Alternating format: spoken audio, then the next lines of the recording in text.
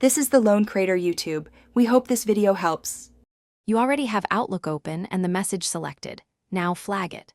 Click the flag icon in the message list or right-click the email and choose Follow Up Right Arrow Custom. Set a clear start and due date so Outlook knows when to activate the reminder. Use the reminder field to pick a precise time. Once done, the message shows a flag in your inbox and appears in To Do. This ensures you won't miss the follow-up window and gives you a scheduled prompt. After flagging, add a category to group related follow-ups. This helps you filter later. Go to Categorize and pick or create a category such as follow-up or the client name.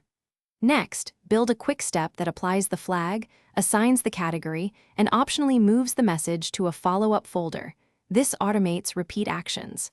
Assign a keyboard shortcut to that quick step so you can process mails fast. Make sure to test it on one message to confirm it applies all settings correctly.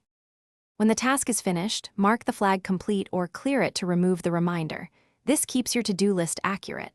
If a flagged item doesn't appear in Tasks or To Do, use the filter to show flagged items and verify the date range.